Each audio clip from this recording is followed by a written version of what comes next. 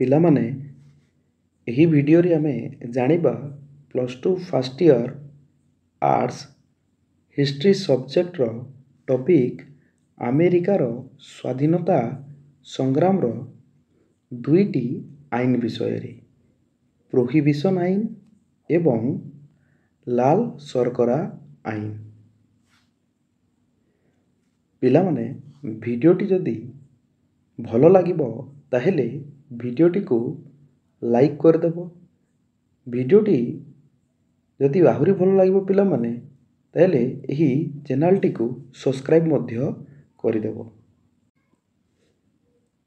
Prohibition ଆଇନ। ଏହି prohibition ଆଇନ ପ୍ରଣୀତ ହୋଇଥିଲା 1775 ମସିହାରେ।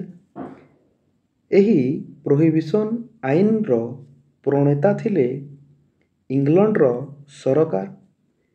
ଏହି ପ୍ରୋହିବିସନ୍ ଆଇନ କେଉଁ ସ୍ଥାନରେ ପ୍ରଣୟନ କରାଯାଇଥିଲା ପିଲାମାନେ ଦେଖ, ଆମେରିକାର 13ଟି ଉପନିବେଶ ଉପରେ ଏହି ପ୍ରୋହିବିସନ୍ ଆଇନକୁ ପ୍ରଣୟନ କରାଯାଇଥିଲା। ଏହି ପ୍ରୋହିବିସନ୍ ଆଇନର ସର୍ତ୍ତାବଳୀ କ'ଣ ଥିଲା ଦେଖ, ଉପନିବେଶ ଗୁଡ଼ିକୁ ଇସ୍ପାତ ଓ ପଶମଜାତ ଦ୍ରବ୍ୟ ତିଆରି ପାଇଁ ଇଂଲଣ୍ଡ ସରକାର ନିଷିଦ୍ଧ କରିଦେଇଥିଲା।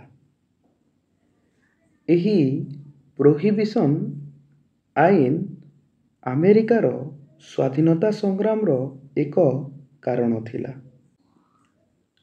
ଲାଲ ଶର୍କରା ଆଇନ। ଏହି ଲାଲ ଶର୍କରା ଆଇନ ପ୍ରଣୀତ ହୋଇଥିଲା 1773 ମସିହାରେ। ଏହି ଲାଲ ଶର୍କରା ଆଇନର ପ୍ରଣେତା ଥିଲେ ଇଂରେଜ ସରକାର। କେଉଁ ସ୍ଥାନରେ ଏହି ଲାଲ ଶର୍କରା ଆଇନକୁ ପ୍ରଣୟନ କରାଯାଇଥିଲା ଦେଖ ପିଲାମାନେ, ଏହି ଲାଲ ଶର୍କରା ଆଇନକୁ ଆମେରିକାର 13ଟି ଉପନିବେଶ ଉପରେ ପ୍ରଣୟନ କରାଯାଇଥିଲା।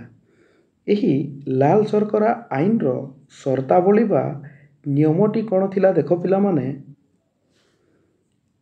ଆମେରିକାର ଉପନିବେଶ ଗୁଡ଼ିକ ଇଂଲଣ୍ଡ ଅଧୀନସ୍ଥ ପଶ୍ଚିମ ଭାରତୀୟ ଦ୍ୱୀପପୁଞ୍ଜରୁ ଲାଲ ଶର୍କରା ଆମଦାନୀ କରିବା ପାଇଁ ଅନୁମତି ପ୍ରଦାନ କରାଯାଇଥିଲା ଏହି ଲାଲ ଶର୍କରା ଆଇନରେ। ଇଂଲଣ୍ଡର ଏହି ଏକଚାଟିଆ ବାଣିଜ୍ୟ ନୀତି ଆମେରିକାର ସ୍ୱାର୍ଥରେ ବ୍ୟାଘାତ ସୃଷ୍ଟି କରିଥିଲା। ଆମେରିକୀୟମାନେ ଇଂଲଣ୍ଡଠାରୁ ସ୍ୱାଧୀନତା ପାଇବା ପାଇଁ ଇଚ୍ଛା ପ୍ରକାଶ କଲେ।